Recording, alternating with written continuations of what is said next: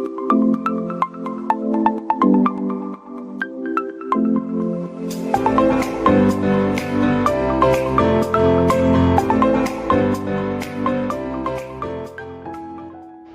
guys! It's another avocado recipe at dito sa atin, very common na yung avocado is ginagawa natin dessert, but this time gagawin ko siya ng isang super healthy yet napakasarap na recipe. Ito ang avocado guacamole.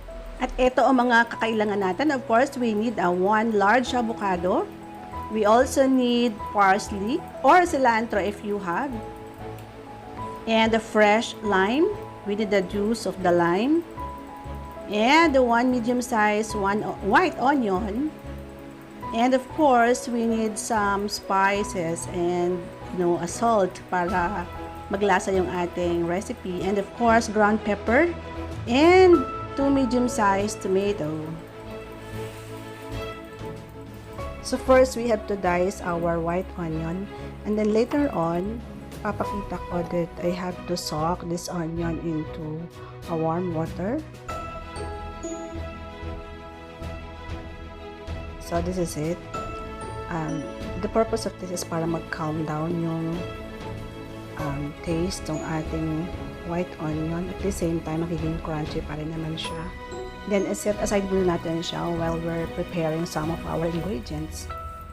Then after that, we have to dice the tomatoes. It's very important that we need to remove the watery part. So, ito yung seeds ng tomatoes.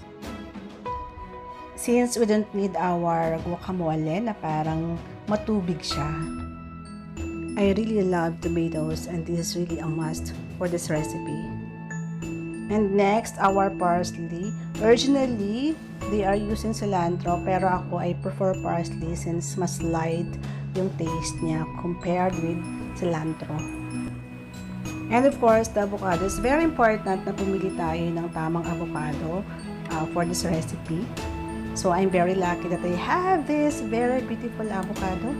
Kasi minsan, may makukuha ka na medyo may brown na yung pinakalaman niya. So, we have to avoid this kind of avocado. Pwede pa rin naman, kaya lang hindi na siya magandang tingnan. Hindi na siya ganun ka-appetizing pag sunod na natin yung ating recipe. So, ayan, napakaganda talaga ng ating nakuhang avocado kasi hindi natin siya kailangang i-scoop out dito sa kanyang pinakabalat kasi kusa na siyang natatanggal. This time, we need to extract the juice from our lime. So, gagamit lang ako nitong aking juicer. If you have to ask kung pwede rin ng lemon, yes, pwede rin po. Ang lime lang kasi is medyo mas bitter ang taste niya compared with the lemon. Then, i-add na natin itong ating fresh lime juice dito sa ating avocado. Ito para ma-prevent yung pag-oxidize ng ating avocado. At the same time, nagbibigay din naman siya ng lasa dito sa ating recipe. So, this time, I'll be using back of my fork para i-mash natin yung ating avocado.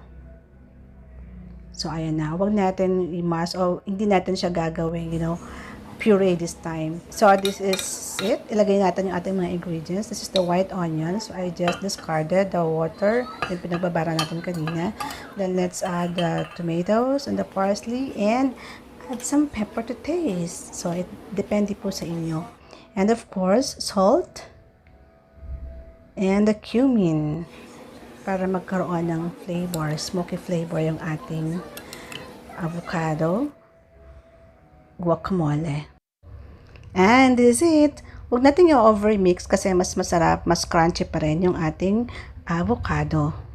So by now, may idea na kayo what is avocado guacamole is all about. It is a dip at perfect siya sa mga tortillas, fritas, tacos. So, kung mahilig kayo sa Mexican food, sigurado magugustuhan nyo itong ganitong food. So, ako, I really like this kasi iniiwasan ko rin talaga yung mga sweets. Mahirap na. So, we have to take care of our health para hindi tumaas yung ating sugar. And yun po, thank you so much for watching. Hope you enjoy our recipe. God bless everyone. And please subscribe to my channel. Thank you so much.